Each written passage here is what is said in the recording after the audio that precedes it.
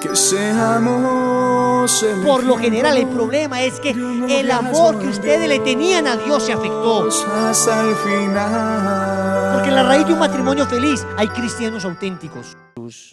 ¿Quién como Dios? Y después de Dios,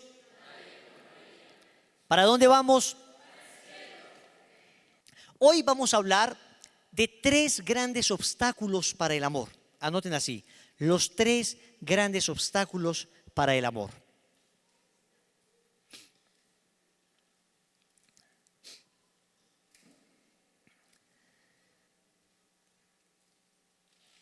Decíamos hace 8 días que a nosotros nos enseñan todo. Nos enseñan a hacer todo, nos educan en diferentes ciencias, nos capacitan de acuerdo a la destreza que cada persona vaya mostrando. Le va dando a la persona, se va sintiendo como inclinada hacia algún tipo de profesión. Entonces la persona comienza a estudiar en esa área específica del saber y comienza a profesionalizarse, comienza a volverse un experto en esas áreas específicas. Pero luego las cosas realmente importantes de la vida, las cosas de las que directamente depende nuestra felicidad, son cosas que se dan como por sabidas. Pareciera que fuera un hecho que naciéramos con la capacidad, por ejemplo, de amar. Pareciera que fuera un hecho que naciéramos con la capacidad de perdonar. Pareciera que fuera un hecho que naciéramos con la capacidad de tolerar, de ser pacientes, de soportar a la otra persona. Entonces, asumimos que esas cosas tenemos. Asumimos que la fidelidad es una cosa innata. Asumimos que la capacidad, digamos, de mantenerse con una persona en el tiempo a pesar de las dificultades que se puedan. Asumimos que ese tipo de cosas, pues son cosas que vienen por sí mismas. Y resulta que ese tipo de cosas sí que hay que estudiarlas. Y sobre todo, más allá de estudiarlas, más allá de comprenderlas como conceptos, que además es importante porque el Señor nos ha dado criterios para comprender estas cosas, más allá de eso necesitamos a aquel que es capaz de que vivamos verdaderamente el amor, el perdón, la paciencia, la fidelidad, el estar con una persona hasta que la muerte nos separe. Eso se requiere no simplemente conocerlo, sino que se requiere vivirlo y se requiere la gracia de Dios para vivirlo. Entonces les decía que, claro, para hacer edificios, para hacer puentes, para hacer casas, entonces estudian las personas hasta 5 años. Pero para construir un matrimonio, entonces se les pide a las personas simplemente que hagan un cursillo que por lo general es bien mediocre, permítame que les diga. Levante la mano los que hicieron cursillos prematrimonial acá. Muy bien. Levante la mano los que en el cursillo prematrimonial les enseñaron a planificar naturalmente, o sea, les enseñaron seriamente a planificar por métodos naturales. Ok. Ahora, vuelvan a levantar la mano los que hicieron cursillo prematrimonial. Déjenla levantada los que en verdad aprendieron, les enseñaron seriamente los métodos de reconocimiento de la fertilidad. Son escasísimos, son poquísimos. Pueden bajar la mano. Cosas tan elementales como esas, y eso lo hacen en un día. El curso tiene que ser rapidísimo porque es un compromiso que debemos llevar. Ni siquiera hemos entendido la necesidad y la profundidad que debe tener un curso de estos. ¿Por qué? Porque asumimos que ya sabemos amar, porque asumimos que es natural en nosotros el amor. Y es cierto que en nuestro corazón ya hay una semilla de amor. Es cierto que esa semilla está plantada en nuestro corazón desde que nacemos. Pero es cierto también que esa semilla hay que regarla, hay que cuidarla. Cuando empiece a crecer la florecita del amor, hay que podarla, hay que abonarla permanentemente, porque o si no, puede morir, puede nacer mal, puede torcerse en el crecimiento. Entonces, este tipo de actividades, este tipo de reuniones son precisamente para eso, para entender los criterios que el Evangelio nos da para vivir auténticamente un amor como Dios lo quiere, un amor como Dios lo estableció. Porque mis queridos hermanos, mis queridos matrimonios, mis queridos noviazgos, es imposible para el ser humano vivir sin el amor, absolutamente imposible. La esencia de la felicidad se encuentra en el amor verdadero. Si una persona no vive por amor, para amar, entonces con seguridad absoluta esa persona será una pobre desgraciada. Su vida será un completo sinsentido. El amor es el que le da sentido a la vida. El amor en todas sus dimensiones. También hablábamos de las dimensiones del amor hace 8 días.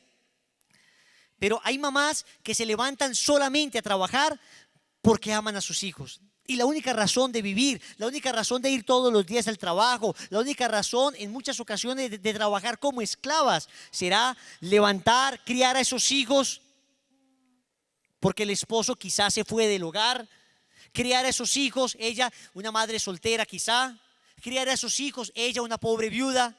La única razón que encuentra para vivir es esa. Hombres que se esfuerzan también, que se matan, que trabajan sin cansancio, sin descanso, para que sus hijos, para que sus familiares en general tengan lo necesario para subsistir, movidos solamente por un motor, el motor del amor. El amor es el que le da la dimensión, la fuerza, el impulso a nuestra existencia. Y cuando una persona ha dejado de amar, cuando la persona ha entrado en el círculo vicioso del placer y ha descuidado el amor, entonces podemos asegurar que esa vida va en picada y que la felicidad de esa persona, esos instantes de alegría que parecen felicidad, esa felicidad cada vez correrá más lejos de ellos. Porque, también lo aprendimos hace 8 días, el amor definirlo es imposible, porque definir en el fondo es limitar. Y estamos hablando de la esencia misma de la vida, estamos hablando de la esencia misma de Dios. Y cuando San Pablo se dedicó a hablar del amor, en vez de definirlo, prefirió describirlo. En vez de decir el amor es esto, prefirió más bien decir, hombre, el amor en realidad es Dios, como lo dirá el apóstol San Juan, primera carta de Juan, capítulo 4, versículo 8. Pero yo sí puedo describir cómo es la persona que ama. Yo sí puedo describir qué cualidades tiene la persona que ama, porque es que en el fondo el amor sería la suma, el conjunto de todas las virtudes, de todas las cualidades, de todas las bondades juntas. Y el amor va asumiendo diferentes rostros mientras se va viviendo. Entonces, en un momento, el amor me enseña a ser paciente. Y les ha pasado a todos que el día que más paciencia le piden a mi Dios, ese es el día que más pasan cosas tremendas. Ese es el día que se le daña a uno el carro. Ese es el día en que usted está preparando la comida y se le daña la licuadora. Ese es el día que se le quemaron las papitas. Ese es el día que el niño llegó y le quebró los platos. Ese es el día que pasó todo. ¿Les ha pasado o no? A ver, levante la mano el que le ha pasado. ¿Y saben por qué? Porque la paciencia es un rostro del amor, pero es una virtud. Y las virtudes se logran ejercitándose en las virtudes. Es distinto a los dones. Los dones se reciben en un instante. Las virtudes, en cambio, hay que ejercitarlas para adquirirlas. Entonces tú le dices a Dios, Dios mío, dame paciencia. Y Dios te manda ejercicio de paciencia. Y si uno lo desperdicia todo el día, entonces desperdició capacidad, momentos privilegiados para amar. En otro momento, el amor se reviste del rostro del perdón. Entonces San Pablo dice, el amor es paciente, el amor todo lo perdona. Y entonces será el amor el que me enseñará a soportar desde lo más simple, a perdonar desde un pequeño olvido de mi esposa, de mi esposo, de mi novia, de mi novio, hasta una falta verdaderamente grave, hasta una infidelidad, hasta una traición, hasta una mentira. Será el amor el que se revestirá del rostro del perdón y el que me enseñará a perdonar. Repito, puede ser la cosa más pequeña, puede ser a perdonarla porque siempre llega tarde, o a perdonarla porque siempre me toca esperarla, que son las cosas cotidianas de la vida que ustedes no van a pensar, pero a la larga ese tipo de cosas van horadando, van como perforando la relación, van perforando el amor. Y si ese tipo de cosas, de cositas, no se viven desde el amor, desde el perdón, entonces a la larga eso terminará destruyendo las relaciones.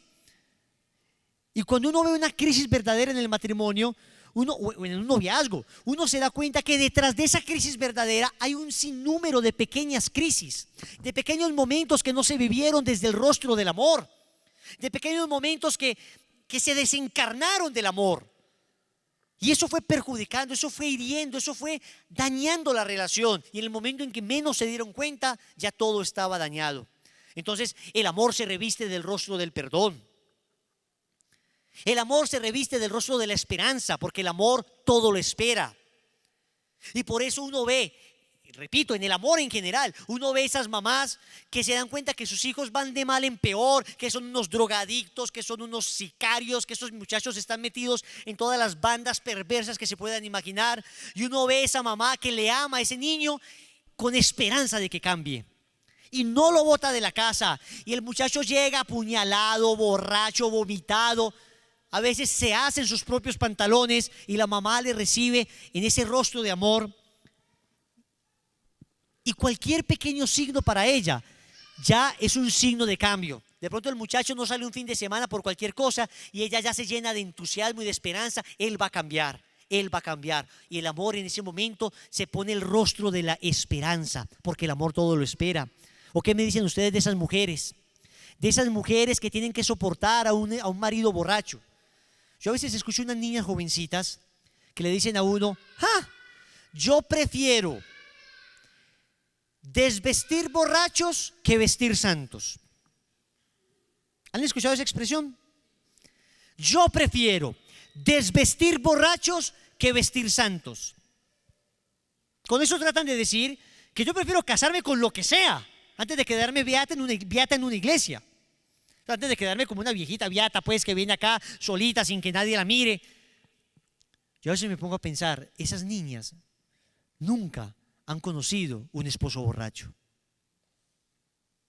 Porque si lo conocieran, no dirían esa barbaridad que están diciendo. Cuando uno habla con mujeres que han tenido que soportar a esposos viciosos, sea borrachos, sea mujeriegos, sea drogadictos, sea ludópatas, adictos al juego, ninfómanos, adictos al sexo. Cuando uno ha conocido mujeres, por lo general mujeres, que sufren con una paciencia realmente heroica, pero cuyo corazón está destrozado, que cuando las escuchas tú te sientes impotente porque tú no sabes qué aconsejarle. Mujeres a las que el esposo llega borracho en la noche y les golpea. Mujeres que han contraído enfermedades de transmisión sexual por la sinvergüenzada de su esposo. Mujeres que se han visto en la calle, que han perdido sus casas, que han perdido su trabajo, que han quedado en la absoluta calle por esposos adictos al juego. Cuando uno ve eso, uno dice: el amor se debe revestir de esperanza. Ahí es donde el amor toma un rostro. Entonces, ¿qué es el amor? ¿Se dan cuenta cómo el amor va tomando diversos rostros? Y cómo todo eso va complementando y va haciendo que el amor se parezca cada vez más a Jesús, cada vez más a la cruz. Porque detrás del amor está la cruz.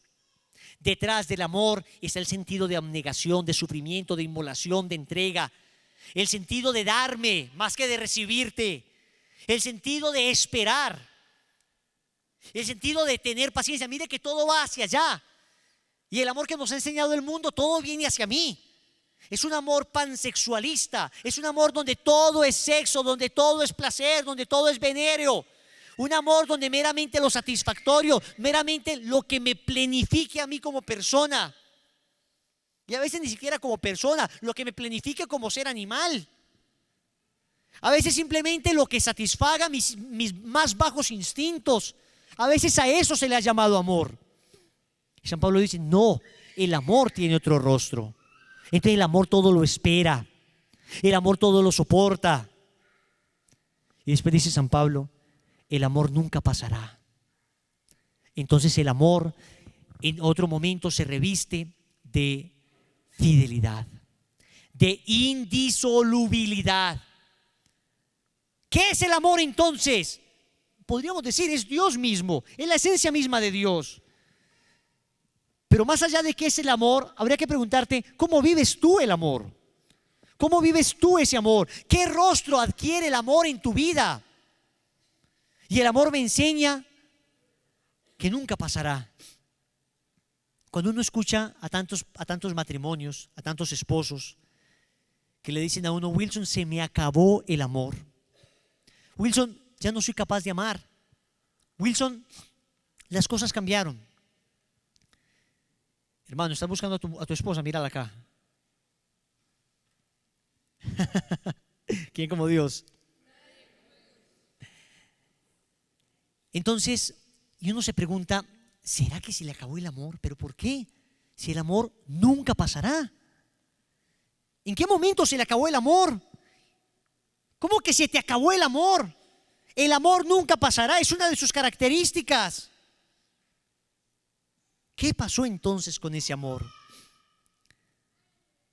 Lo que se acabó no fue el amor hacia esa persona, lo que se acabó fue la fuente del amor. En el momento en que dejó de recibir de la fuente, en ese momento podrá decir, se me acabó el amor. Claro, porque ya no está manando la fuente sobrenatural, alimentándome de capacidad de sacrificio, alimentándome de capacidad de inmolación, alimentándome de cruz.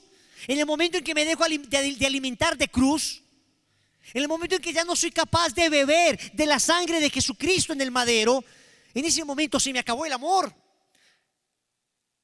Porque si el amor lo he entendido solo en términos de recibir, solo en términos de dame, solo en términos de satisfacerme a mí mismo, llegará un momento donde no te llenará por completo esa persona y buscarás algo que te satisfaga mucho más.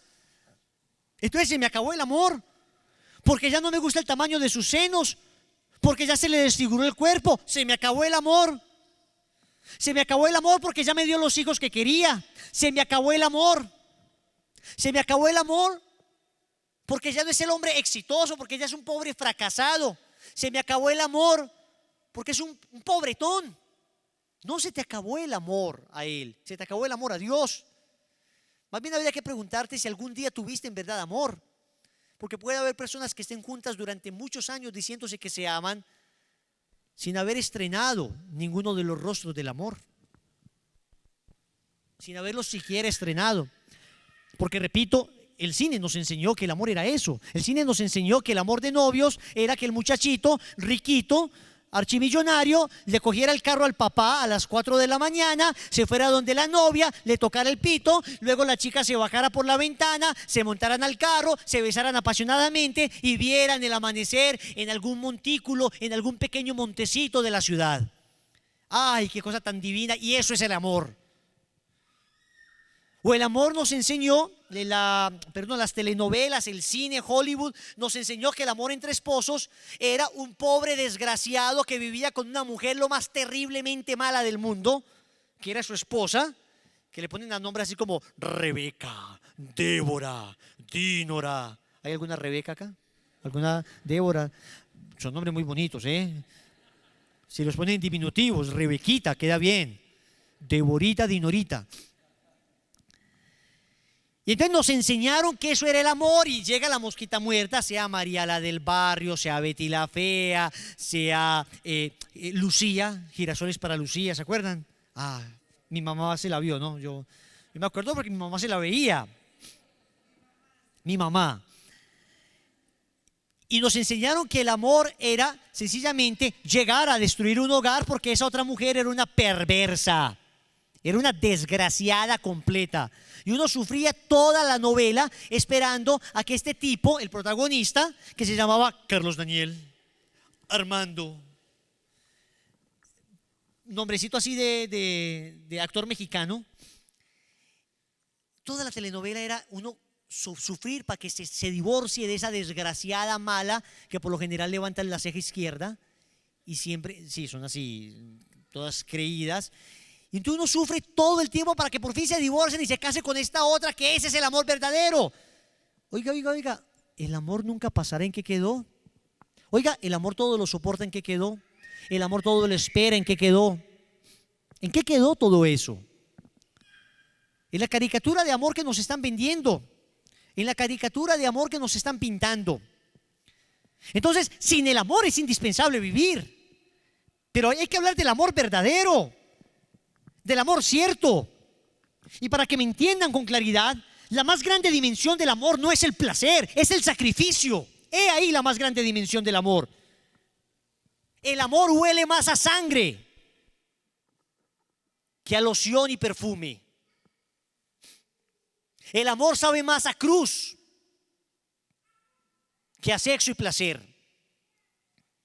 Es así, es la verdad.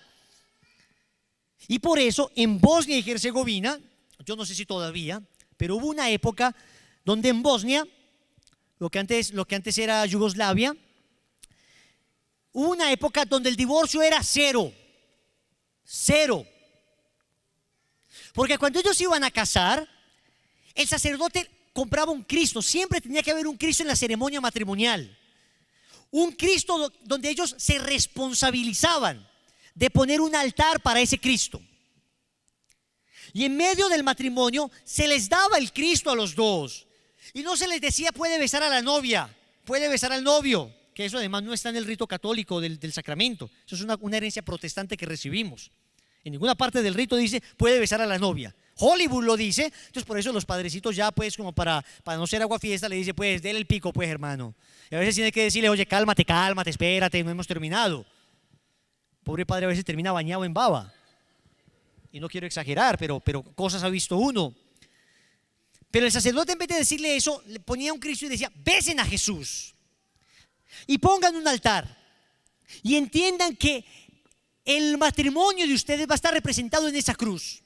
Y cuando ustedes tengan problemas, lo primero que harán será arrodillarse ante ese altar, ante esa cruz y contarle a ese Cristo sus problemas. Antes del psiquiatra, antes del amigo, antes de cualquier persona. Arrodíllense ante ese Cristo y cuéntenle sus problemas.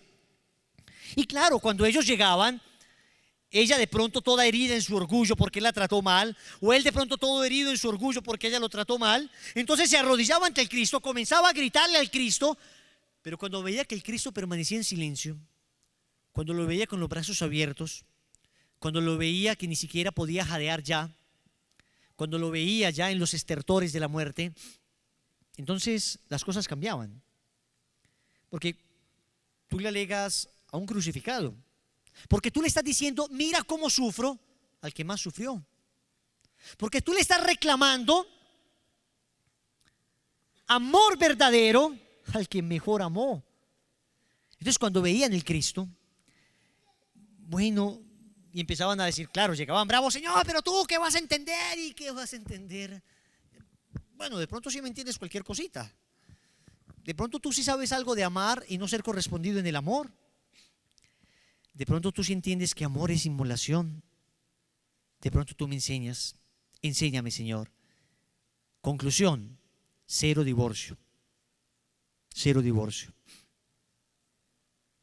Hace 50 años, nuestras abuelas, hace 60 años, 70 años, nuestras abuelas se casaron para estar con esa persona hasta la muerte. Y divorcio era una palabra que no existía en su vocabulario. No existía. Es decir, ni siquiera estaba entre las opciones que contemplaban. No era una opción válida. Podía pasar lo que fuera. Pero divorcio ni siquiera aparecía en el horizonte de su pensamiento. Evidentemente se llegó a abusos absurdos, ¿no? Y llegamos a contemplar barbaridades, tipos absolutamente machistas que hacían sufrir terriblemente a nuestras abuelas. Pero ¿saben qué es lo sorprendente? Ahí seguían las viejas, ahí seguían ellas fieles, firmes. ¿Saben qué era lo sorprendente? Que en muchas ocasiones incluso seguían en virtud de sus hijos. Por ellos. Cualquier persona dirá, eso es absurdo, yo debo buscar mi propia felicidad. Tu propia felicidad, ¿sabes en qué consiste? Tu propia felicidad consistirá en hacer felices a los seres que te rodean. Y esas mujeres eran capaces de sacrificar su propia felicidad para hacer felices a sus hijos, porque se acordaban que ante un altar habían jurado ya no buscar la felicidad propia como diera lugar, sino dar la felicidad al otro a como diera lugar. Y repito, hubo extremos que ni siquiera podríamos aprobar en nombre de la moral cristiana. O sea, la iglesia tampoco te pide que si un canalla te está golpeando o estás a punto de morir, permanezcas con él. Hay una figura dentro del derecho canónico que se llama la separación de cuerpos, no un divorcio, pero por lo menos, hijita mía, sepárate de él antes de que te mate. Y ahora que todavía estás completita, sepárate de él, separen sus cuerpos. Y eso es una opción válida, especialmente cuando se corre peligro de orden físico o de orden moral, para ti o para tus hijos.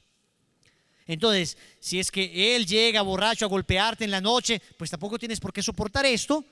Pero la solución no es divorcio, la solución es busquemos saber cómo va a cambiar este señor, cómo se va a evangelizar, cómo va a empezar a convertirse. ¿Quién como Dios? Entonces, digámoslo claramente, el amor se parece a la cruz. El amor se parece a la cruz. Y desde la cruz se entiende el amor. Ya no solo como un recibir, que además también se recibe. Yo no estoy negando la dimensión eros del amor. La dimensión eros es la dimensión donde yo recibo. No la estoy negando, hace parte del amor. Pero como está tan erotizado el amor, hay que recalcar, resaltar, recordar que el fundamento del amor no se encuentra en la dimensión eros, en esa dimensión de recibir, en esa dimensión de experimentar placer, serenidad, alegría, gozo, comodidad. Ahí no se encuentra el fundamento del amor. El fundamento del amor se encuentra en el amor ágape, en el amor cruz, en el amor inmolado, en el amor donde busco que el otro sea feliz. Pero eso no se logra simplemente diciéndolo. Yo puedo hablar hermosuras del amor, pero es que no simplemente es escuchando hermosuras del amor como se ama. Para vivir el amor en verdad, se requiere entonces tener el amor adentro. Y el amor es una persona. Y el amor tiene nombre. Y el amor se llama Jesús. Para vivir ese amor, se requiere vivir sobrenaturalmente. Por eso cuando nosotros evangelizamos a una persona, cuando la traemos a un retiro espiritual, cuando la traemos a estas charlas, lo que queremos es que sean felices. Porque el amor es lo que les dará la felicidad. Pero que lo sean en verdad. Y la única manera de ser auténtica, real, verdaderamente felices, se encuentra en vivir con aquel que te puede dar la capacidad de amar. Por eso, cuando nosotros llevamos a las personas al retiro de matrimonio, levante la mano los que ya han ido a retiro de matrimonios, por favor, muy bien. Ustedes se dan cuenta que la primera parte del retiro de matrimonios no es hágame el favor, cojas en la manito, mires en los ojos, desen un piquito, tan lindos, tómese en una foto, dele una florecita. Eso es muy romántico. Pero esta no es la primera parte del amor. Si no tienes el amor dentro de ti, todo lo otro será simplemente artificial. Todo lo otro será mera epidermis. Todo lo otro será puro barniz. ¿Ustedes saben quiénes son los más expertos en decir cosas bonitas? ¿Saben quiénes son los más expertos en enamorar a una mujer? En los detallitos, en esas cosas. Los perros sinvergüenzas. Esos son los más expertos. Lo que el mundo llama perro, un sinvergüenza, que lo único que sabe es precisamente eso, conquistar con detallitos. Yo no puedo decir que esa persona sabe amar. Sabe conquistar, sí, pero amar no. Que los detalles hagan parte del verdadero amor no significa que sean su fundamento. No son su fundamento. Son necesarios, sí, pero cuando se tiene el fundamento. ¿Y cuál es el fundamento? Dios es el fundamento. Tú sin Dios eres incapaz de amar verdaderamente. Darás vidrios, darás tu propia debilidad. Lo primero para aprender a amar, lo primero para sostener ese matrimonio, lo primero para que no se te acabe ese noviazgo, es que te tienes que enamorar de Dios. Si no, es imposible, hermano. Y por eso en el retiro, primera etapa, conviértase. Pero yo quisiera darle un pico. Aprenda primero a besar la Eucaristía. Y después aprenderás a besar a tu esposa. Primero aprende a besar la Eucaristía. Y después aprenderás a besar a tu mujer. Primero déjate abrazar por Cristo. Y luego aprenderás a abrazar puramente a tu novia. Primero entiende que tu vida es Él. Que vives por Él. Ya no soy yo quien vive, es Cristo quien vive en mí. San Pablo habrá dicho primero, si Dios está conmigo, ¿quién contra mí? Muy bien, Pablo, lo entendiste, primero contigo. Pero después más adelante dirá, ya no soy yo quien vive, sino Cristo quien vive en mí. Entonces ya no solamente es que Cristo es mi compadre, mi parcero, mi amigo, como lo llaman ahí los pelados en el mundo, bacano, y entonces a veces hacen actividades donde Cristo es mi parcero, mi amigo, y bacanísimo, pues los pelados ahí, chévere, te parche con Cristo, riquísimo. pero siguen en pecado mortal, se siguen acostando con la novia, siguen en la pornografía, en la masturbación. El tipo dice que sí, Cristo, qué belleza, chuchito lindo. Tiene el detente en la billetera, tiene la imagencita del Sagrado Corazón, en el carro puso quién como Dios y el loguito de Lazos, pero sigue con la moza, la aeromoza y la sucursal. No, hermano, no son palabritas, es conversión, es cambio, es llenarte de Dios. Es que yo ya no te estoy pidiendo que le dejes de ser infiel a tu esposa, te estoy pidiendo que le dejes de ser infiel a Dios. He ahí la mayor preocupación, he ahí la razón de la incapacidad para amar. El momento en que le empecé a ser infiel a Dios, entonces ya no soy capaz de serle fiel a nadie. Cuando le dejaste de ser fiel al autor de la gracia, a el amor mismo, cuando traicionaste el amor, entonces tu capacidad de fidelidad con los demás se ha perdido por completo. ¿Quién como Dios? Y después de Dios. Entonces, mis queridos matrimonios, mis queridas parejas, mis queridos novios o los que quieran conseguirlos, las mujeres que quieran conseguirlos, ya hay que aclarar, y los hombres que quieran conseguir novia, porque ya el 9º mandamiento de no codiciará a la mujer del prójimo, habrá que añadirle, y no codiciarás a tu prójimo tampoco, ni a la mujer del prójimo ni a tu prójimo. Porque con esto de la ideología de género, con esto de el mal llamado matrimonio homosexual, ¡qué barbaridad! Mis queridos muchachos, primero es la conversión. Primero, lo primerísimo. ¿Sabes qué? Es que para eso naciste. Escúchame bien, tú no naciste para amar a esa mujer, tú naciste para amar a Dios. Tú no naciste para amar a ese hombre, tú naciste para amar a Dios. Y será lícito o ilícito tu amor a esa persona en la medida en que esa persona te acerque o no a Dios. Toda persona será instrumental, medio para llegar a Dios. Aunque es cierto que es un fin en sí misma, el ser humano es un fin en sí mismo. Respecto a Dios, todo lo demás, todas las personas, todo lo otro es simplemente medio para llegar a Él. Porque Él es el fin último. A Él tiende nuestra vida, solo en Él encuentra plena satisfacción nuestra existencia. Para Él nacimos. ¿Y por qué digo esto? Porque si entonces yo estoy enrolado, si yo estoy metido en una relación que me está alejando de Dios, uno, si puedo purificar la relación, la purifico, quitando aquello que me aleja de Dios. Dos, si no la puedo purificar, entonces tendré que terminarla. Porque es que yo no puedo permanecer, por Dios, si todo me lo ha dado Dios para acercarme a Él, ¿yo cómo voy a utilizar algo que Él me da para alejarme de Él? ¿Cómo voy a utilizar lo mismo que Él me da para traicionarlo? ¿Cómo voy a utilizar aquello que Él pone a mi disposición para negar el amor que le debería tener? Como el ejemplo que pone el padre Jorge Loring, un ejemplo sorprendente que ocurrió verdaderamente en España, de un par de amigos, un hombre que tenía mucho dinero, que tenía un amigo también de igual condición económica, pero su amigo entró en quiebra el amigo. Y entonces, su mejor amigo, le ha regalado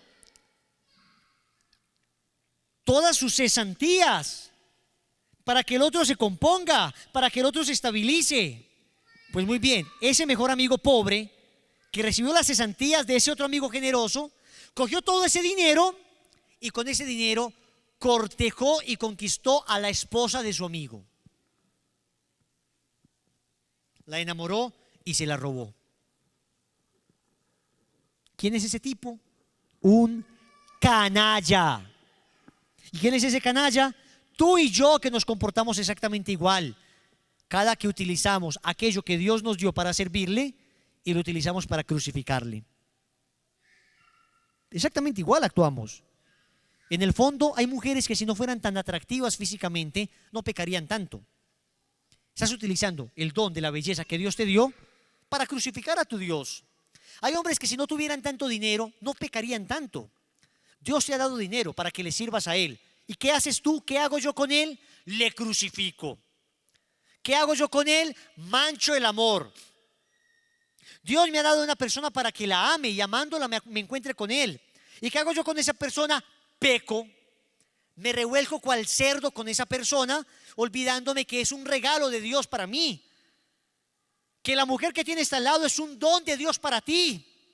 Que el hombre que tienes a tu lado es un don de Dios para ti. ¿Por qué utilizas el don de Dios para crucificar al Dios que te lo dio? ¿Por qué lo utilizamos así? Entonces, cuando yo encuentro que algo me aleja de Dios, yo doy un paso atrás. Porque primero Dios. ¿Cuál es el primer mandamiento de la ley de Dios? Y sobre todas las cosas implica sobre mi esposa, sobre mi esposo, sobre mi novia, sobre mi novio, sobre el perrito. Sí, pero hay que decirlo ahora. Hay gente que cuida más al perro que a los seres humanos. No, y además en Estados Unidos acaba de llegar una mujer a una notaría para casarse con su perro. Le han dejado herencias archimillonarias a los perros o a los gatos. ¿Quién como Dios? El mundo cada vez está más loco. ¿Y por qué? Porque ha perdido su horizonte. En el momento en que el mundo pierde a Dios, pierde su horizonte. El Papa Benedicto XVI dice esta frase contundente: en el momento en que el hombre pierde a Dios de su horizonte, el hombre se destruye a sí mismo. Cuando el hombre pierde a Dios de su horizonte, se destruye a sí mismo. Así es. Perdimos a Dios, ¿y qué estamos haciendo? Destruirnos. ¿Ustedes creen, mis queridos hermanos, que la batalla que estamos librando contra el aborto es gratuita? No. Primero perdimos una batalla de fe, ahora estamos perdiendo la batalla de la vida. Primero empezamos a perder la batalla de la vida sobrenatural.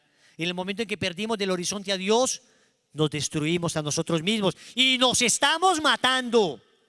¿Qué es el aborto? Como diría Hobbes, decía hominis lupus hominis, creo que era. El hombre es un lobo para el hombre. No es así plenamente, porque igual en nuestra naturaleza todavía hay bondad. Pero sí que es cierto que en el momento en que perdemos a Dios, el hombre es un lobo para el hombre. Anoten esta frase. Cuando lo natural no se convierte en lo sobrenatural, se vuelve antinatural. Cuando lo natural no se convierte en lo sobrenatural, no se eleva a lo sobrenatural, entonces se vuelve antinatural. Nuestra naturaleza no es mala. Estamos heridos por el pecado original, pero malos no somos.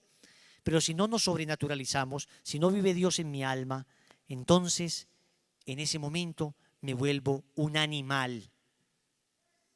¿A qué sociedad se le hubiera ocurrido siquiera pensar que pudiese llegar una época en la historia donde asesinaran a sus hijos? No, es que esto no ocurría en ninguna parte.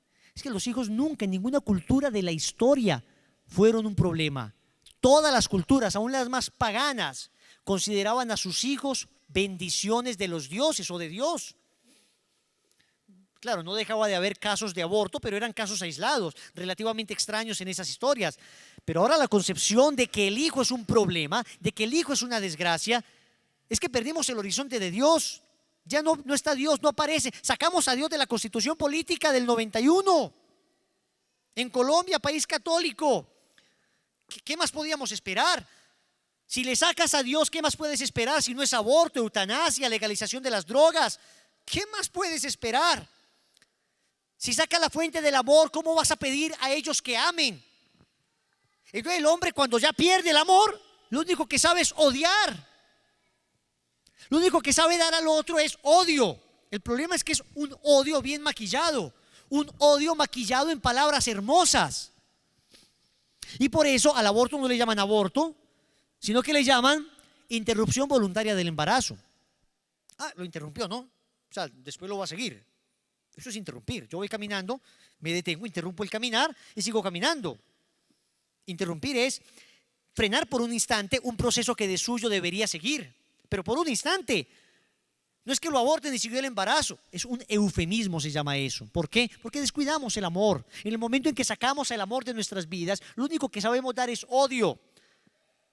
A la eutanasia, un asesinato vil, brutal, salvaje, donde el hombre, como en ningún momento el hombre se hace a sí mismo Dios. Ahí está la eutanasia, donde yo decido quién debe morir y quién debe vivir, donde yo decido qué vida merece ser vivida, donde yo decido que una persona vale o no por su utilidad en la sociedad, una concepción meramente utilitarista del ser humano. Tú vales en la medida de que sirvas. O sea, tú no tienes una valía, un valor intrínseco en sí mismo. No. Tú tienes un valor en la medida en que sirvas. Es decir, esa personita es como este celular. Se dañó el celular, tirémoslo a la basura. Dejó de ser persona y se volvió cosa. Entonces, como dioses, decidimos nosotros mismos quién debe vivir y quién debe morir. ¿Qué pasó? Sacamos a Dios de la vida, dejamos de dar amor y comenzamos a dar odio. Odio. Una cultura que no solo aceptara, que privilegiara las relaciones homosexuales, es una cultura que perdió del horizonte a Dios. La perdió del horizonte. Ya, ¿dónde estás, Dios? ¿Cómo te perdiste? Ya perdimos el horizonte. Claro, habría también casos aislados en la historia de pueblos que llegaron a depravaciones sodómicas, homosexuales. Sí hubo casos aislados en la historia, pero siempre era visto como una corrupción de la naturaleza. Ahora no solo no es visto como una corrupción, ahora debe ser favorecida. Es que el problema, muchachos, es que, a ver, levante la mano a los hombres a los que les gustan las mujeres. Si no la levante, hermano, hay grave problema. Y a las mujeres a las que les gustan los hombres. Es que esto es lo natural. Pero ¿saben cuál es el problema? Ahora ustedes y yo somos los enfermos. ¿Por qué? Porque te gustan las mujeres, como así no tienes novio todavía. Todavía te gustan las mujeres. No has conseguido un novio. Oh, y se volvió un homosexualismo cultural. Esos peladitos de 16, 17 años, uno los ve ya y hay una homosexualidad cultural. Es que se volvió moda que vos tengas tu novia y tu novio. ¿En qué momento esto se convirtió en algo natural? En el momento en que perdimos del horizonte a Dios. Cuando perdemos del horizonte a Dios, trastornamos los términos de la realidad. ¿Cuáles son los términos de la realidad? Que las cosas se usan y que las personas se aman. Esos son los términos de la realidad. Pero cuando se trastornan, entonces yo amo las cosas en vez de usarlas y uso las personas en vez de amarlas. Las personas fueron hechas para amarse, las cosas fueron hechas para usarse. Cuando pierdo a Dios del horizonte, empiezo a amar las cosas, empiezo a amar mi celular, empiezo a amar mi trabajo, empiezo a amar mi carro, empiezo a amar la playa, empiezo a amar mi posición económica, empiezo a amar mi vanidad, mi título, y empiezo a usar a todas las personas que me rodean para cumplir mis objetivos hedonistas, soberbios, egoístas. Las personas son cosas que debo utilizar para satisfacerme a mí mismo. Y las cosas las debo cuidar y las debo amar y las debo abrazar. Y ahora los pelados duermen con el BlackBerry abrazados. Y lo primero que hacen cuando se despiertan es ver el BlackBerry. Y lo último que hacen es ver el BlackBerry. Bueno, ¿qué BlackBerry? Ya el iPhone, el Galaxy, cualquier smartphone que sea. Pero ya es la adicción, ya es la cosa que se ama. ¿Quién como Dios? Se pierde del horizonte a Dios, se pierde del horizonte al hombre. ¿Cómo le voy a pedir a un hombre que sea capaz de amar a su esposa si ya no ama a Dios? ¿De dónde va a sacar la fuerza para amarlo? ¿De dónde va a sacar la fuerza para amarla? Señores, yo no soy casado, pero no tengo que serlo para saber las dificultades que frecuentemente padecen los matrimonios. No tengo que serlo. Basta hablar con 5 parejas para darte cuenta que en un alto porcentaje el amor será más semejante a soportar que a placer. en un alto porcentaje. El amor será más semejante a tolerar, a soportar, a esperar, a perdonar, que a placer. Curioso que San Pablo no diga, San Pablo dice, el amor todo lo puede, el amor todo lo soporta, el amor todo lo espera, pero no dice, el amor todo lo placer. O todo es placentero en el amor. No, no, qué curioso que esa dimensión tan exacerbada, tan proclamada en nuestros días, San Pablo ni la diga. ¿Estoy diciendo que en el amor no puede haber placer? No, no estoy diciendo eso. Claro que hay placer, bendecido por Dios en un santo matrimonio, un acto conyugal, un abrazo marital hermoso, Dios lo quiere. No hay ningún problema, en eso no hay problema. Pero que sea esa la esencia, no. Que se constituya ese en el fundamento, no. Muy bien. Pero entonces existen tres grandes problemas. Todo eso es introducción, ¿eh? Eso es recordar la clase pasada, la lección pasada, para los que no habían venido. Existen tres grandes obstáculos para el amor. Tres grandes obstáculos. Y lo voy a hablar en términos matrimoniales. Primero, la soberbia marital. La soberbia matrimonial.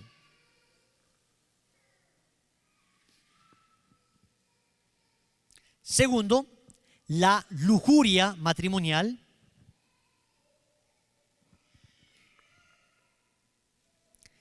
Tercero, la avaricia matrimonial.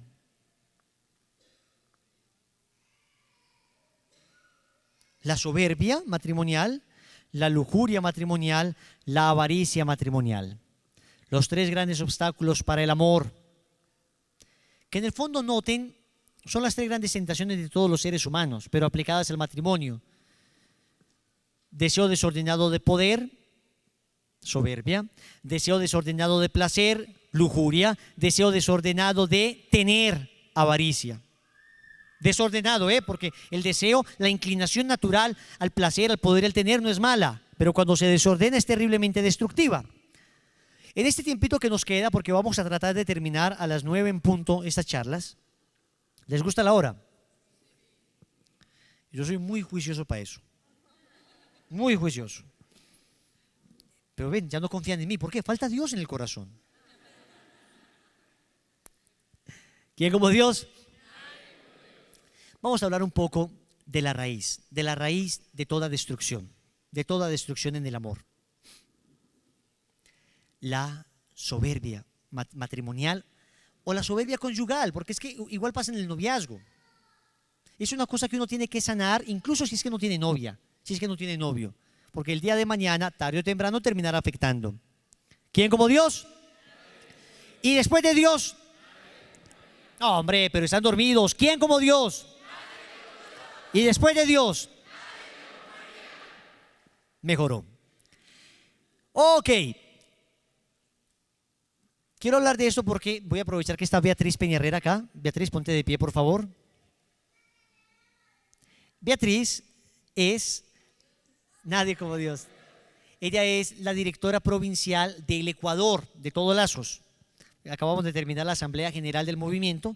Estuvimos todos los directores, el Consejo Directivo, Rodrigo, Santiago y yo, con todos los directores provinciales del movimiento. Estuvimos reunidos ahora desde el martes pasado.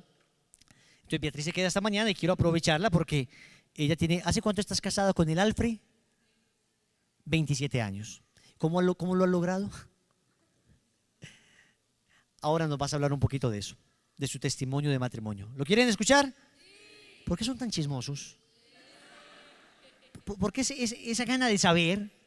Muy bien, soberbia. Miren, en el fondo, en la raíz de toda maldad está la soberbia. De todo pecado está la soberbia, de toda destrucción está la soberbia. El primer pecado de la historia fue un pecado de soberbia.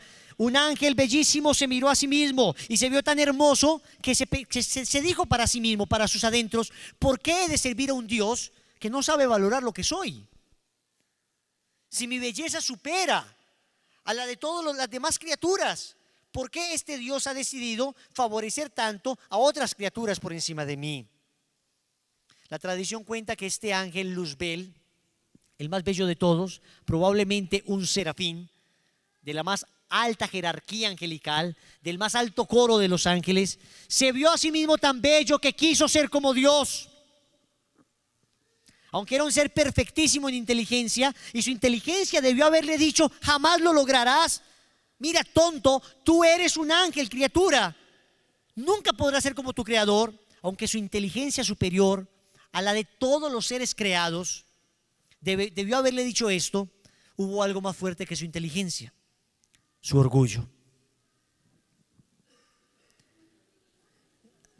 Yo creo que el niño, antes de que se caiga, ven acá, mijito.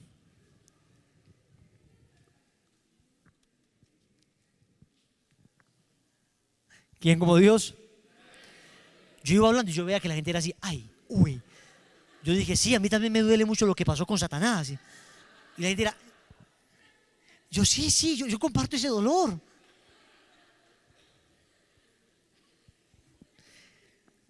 Del diablo no quedó ni un zapatico. ¿Quién como Dios? Su inteligencia no fue capaz de superar su soberbia.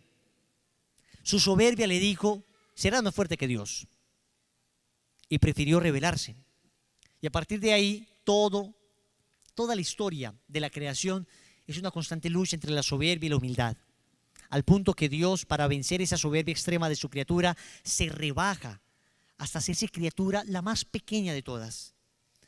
Nacido pobre en un pesebre, olvidado de todo, rodeado de animales, viviendo pobre, muriendo crucificado en tumba prestada. Muchachos, ¿hasta dónde más podía llegar? Dije muy rápido. En tumba prestada, sí, es cierto. No, ni siquiera la tumba era de él.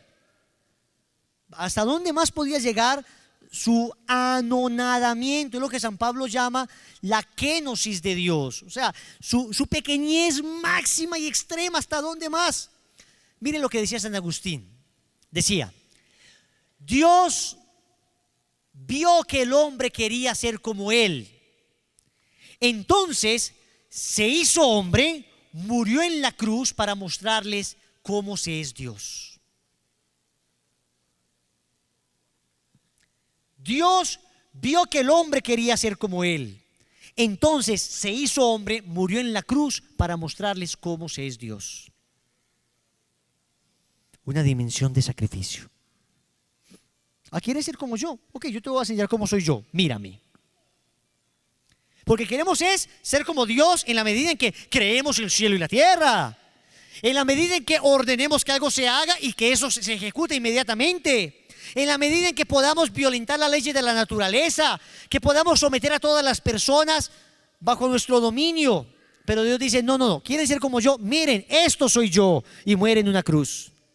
Amor entregado, amor inmolado, amor sacrificado, amor que se da.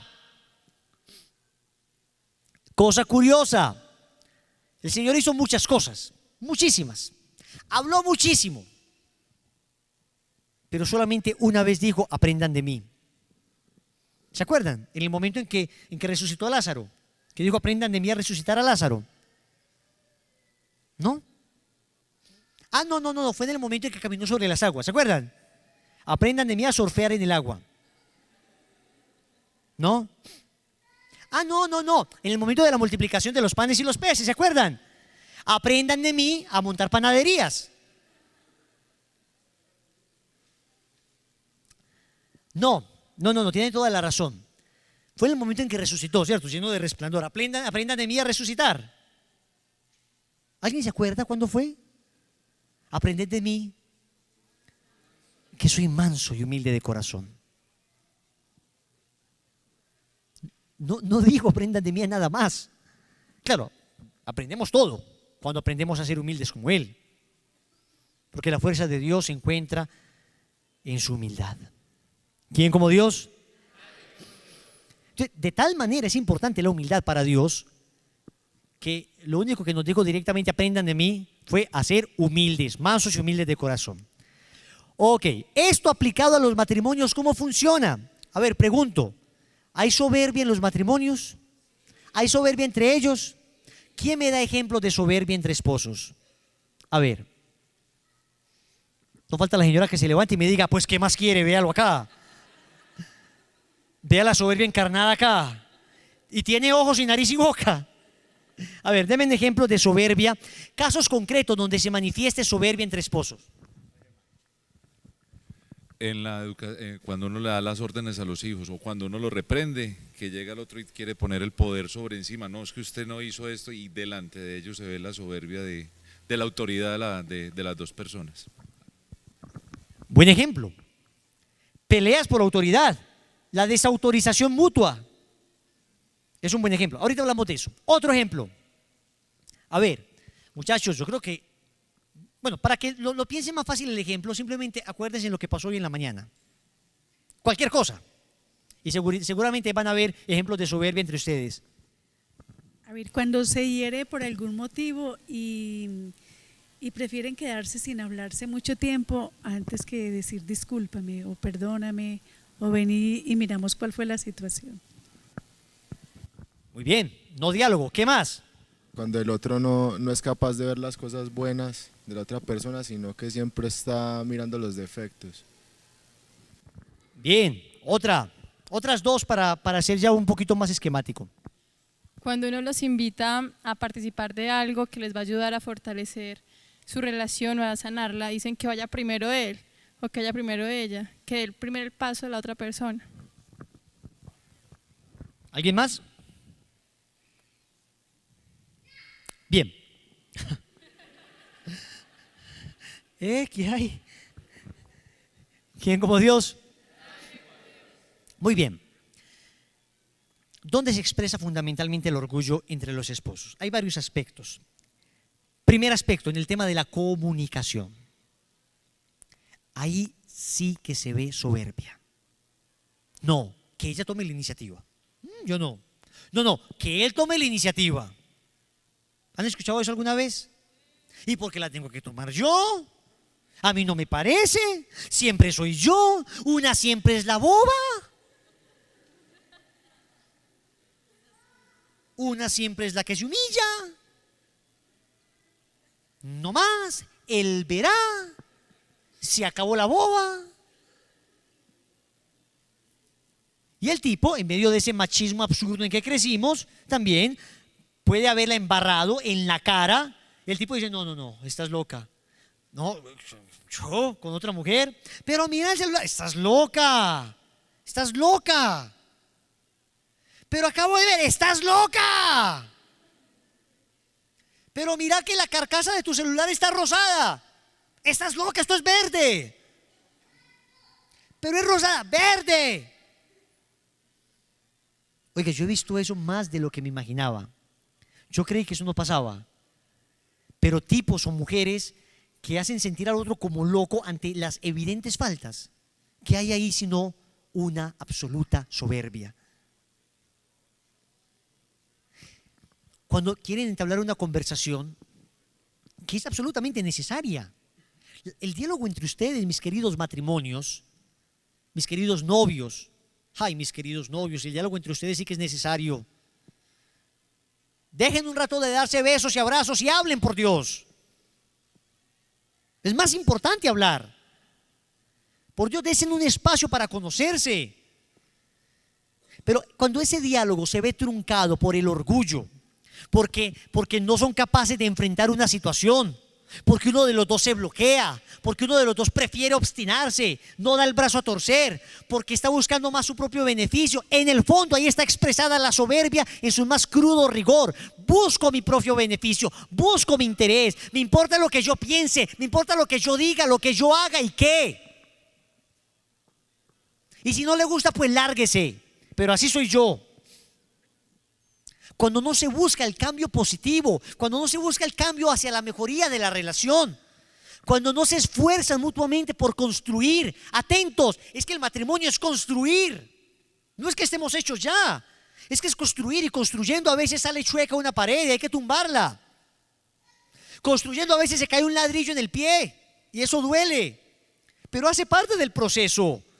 Pero cuando yo no estoy dispuesto a seguir construyendo a tu lado, cuando yo quiero construir a mi manera, cuando yo pongo las condiciones sin importarme las tuyas, cuando yo digo que el dinero se maneja así y me importa un severendo pepino lo que tú pienses, cuando yo digo que los niños van a salir hasta esta hora sin importarme lo que tú creas,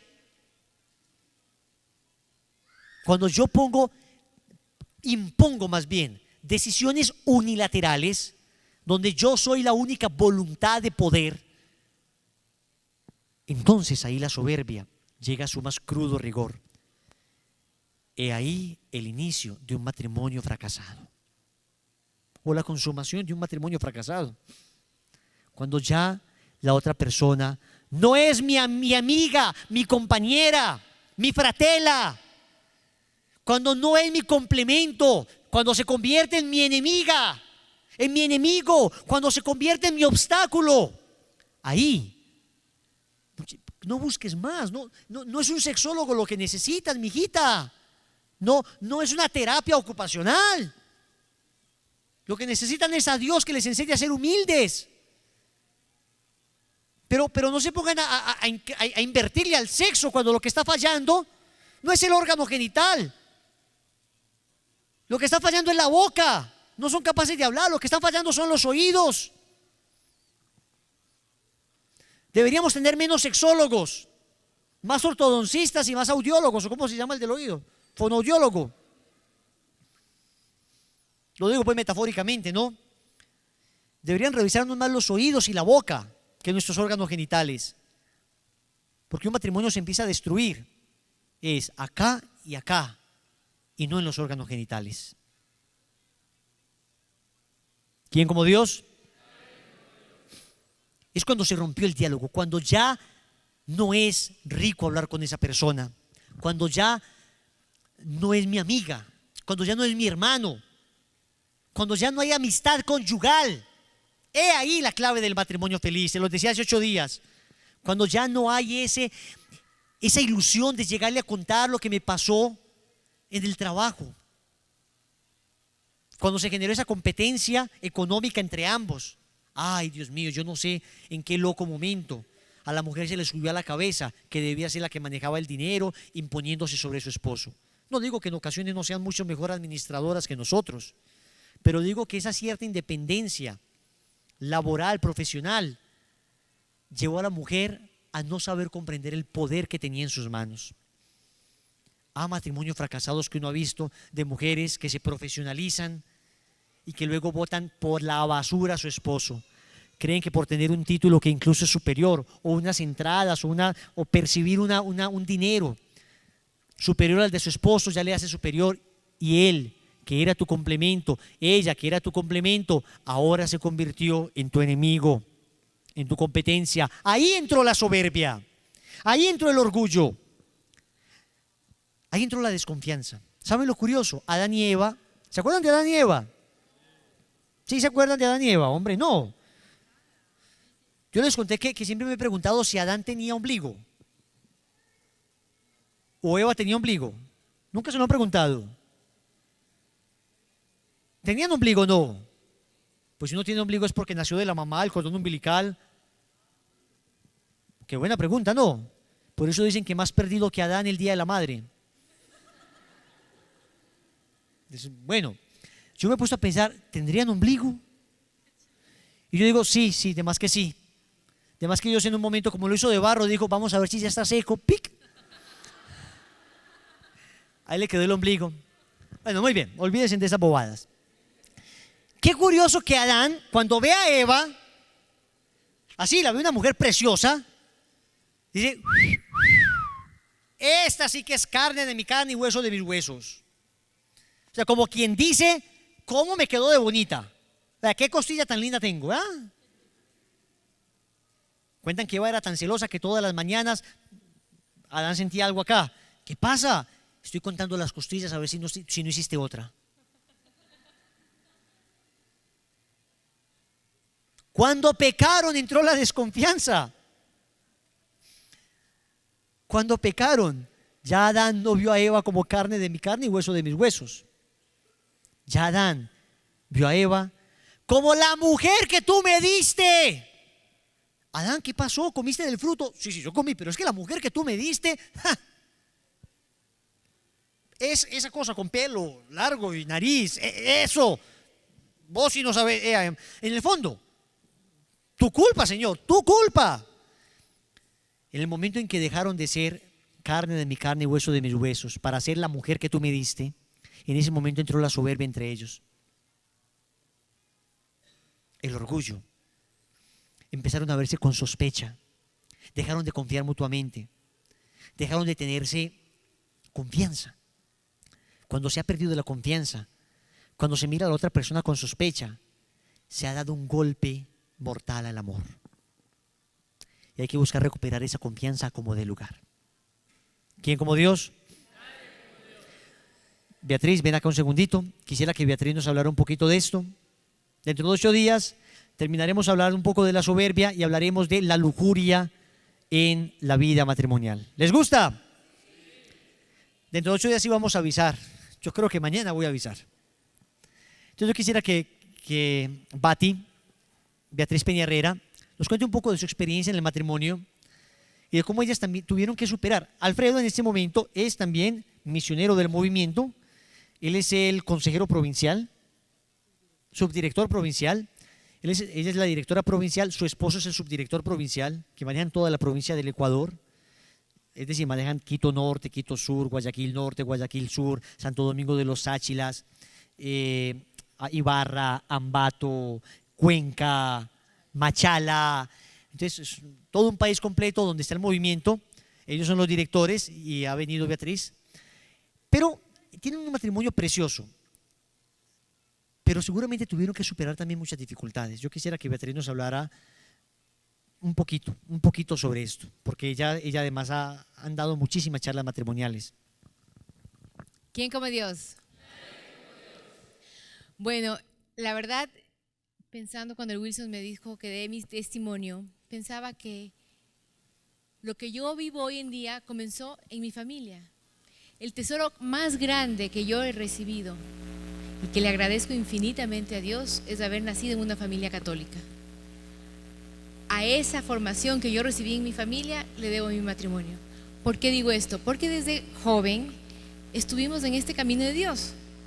Yo siempre daba catecismo, no sé, tuve como un llamado especial. Me acuerdo mucho de mi abuelita materna y la formación que ella me dio. Me enseñaba a rezar, iba a misa todos los días y esos recuerdos marcaron mi vida. Cuando fui enamorada del Alfred, comenzamos a ir a un grupo juvenil. Entonces Dios siempre estuvo en nuestra relación. Desgraciadamente, nos casamos a los 5 años de ser enamorados, éramos jovencitos.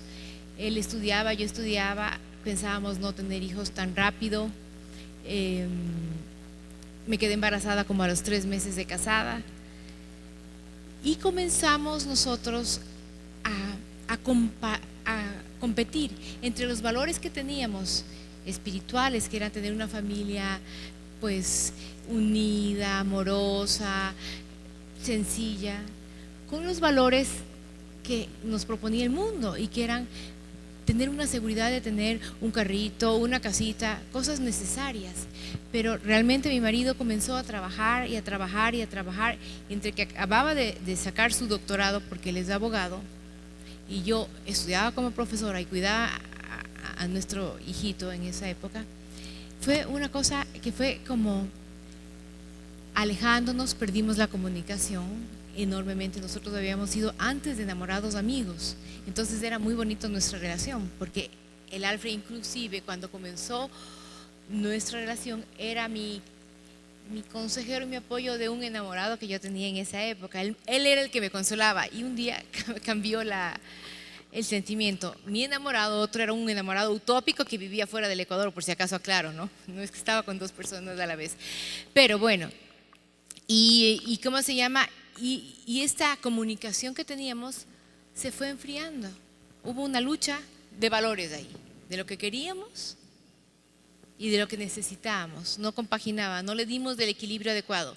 Además, como yo les contaba, pertenecíamos a un grupo, hacíamos mucha labor social, pero nunca tuvimos una formación como ustedes están teniendo la oportunidad de tener ahora. Nunca tuvimos una buena preparación para el matrimonio. Todo lo contrario, más bien gente de la iglesia inclusive nos aconsejó mal, por ejemplo, con respecto a los métodos anticonceptivos, porque yo era irregular y me dijeron, uy, no, tú no te puedes cuidar con ningún método, sino con pastillas. Y cosas así. Yo cuando tuve la luz y llegué a Lazos, me di cuenta de la misericordia de Dios y cómo Él había ido dándonos a lo largo de los 22 años, 20 años más o menos de casados en esa época, nos había ido dando luces y luces y luces, porque nosotros queríamos no ofenderle a Dios, queríamos agradarle a Dios, pero la verdad es que el mundo, y les digo, gente católica nos aconsejaba mal, y entonces entró el pecado. ¿Qué pasó directamente en mí? Yo comencé a cambiar de carácter y me hice malgenia. Yo era súper dulce, alegre, me hice malgenia, con mis hijos que eran buenísimos, era bravísima, y nuestro matrimonio se comenzó a afectar hasta cuando un día, estoy hablando yo a los 5 años de casada, ¿no? Hasta cuando un día yo le dije al Alfred, no te quiero, no siento nada por ti, pero yo sabía que no me podía divorciar, no quería divorciarme. Yo me acordaba, por eso les digo que el más grande tesoro que yo he recibido es la fe en mi casa, porque yo me acordaba lo que había dicho en la iglesia. Yo había dicho para toda la vida hasta que la muerte nos separe, y a pesar de no sentir yo nada, de que el aburrimiento, el estrés, la soledad, porque él vivía trabajando y yo por otro lado con los chicos, afectaron nuestra vida, yo decía, no puedo, no debo divorciarme, no debo divorciarme. Y yo había soñado siempre desde chiquita, y me acuerdo desde niña, en casarme y ser feliz para el resto de la vida. O sea, eso fue, creo que, una de mis más grandes metas por alcanzar un matrimonio feliz. Y entre la fe y esa ilusión de niña, la fe y la ilusión de niña me ayudaron a insistirle a mi marido, busquemos ayuda, busquemos ayuda, busquemos ayuda. Y gracias a Dios, mi marido es buenísimo, una maravilla de persona. Gracias a Dios, fuimos un día a conversar con un sacerdote amigo y me dio la razón a mí. Y entonces, bueno, comenzamos a rescatar nuestro matrimonio. Nos metimos más en la iglesia, en un grupo para, no sé si ustedes han oído, que se llama Encuentro Matrimonial, que es para parejas. Y luego nos metimos en un grupo que se llama Encuentro de Novios, que son para preparar a los novios. Y nosotros hemos dado preparación para los novios durante 15 años más o menos. Y ahí fuimos formándonos y formándonos hasta cuando Lazos vino. Y les digo de verdad, cuando Lazos vino a mi vida, a nuestra vida, y nosotros teníamos un buen matrimonio, pero no el matrimonio que tenemos hoy. En 6 años nuestra vida, nuestro matrimonio se ha embellecido inmensamente.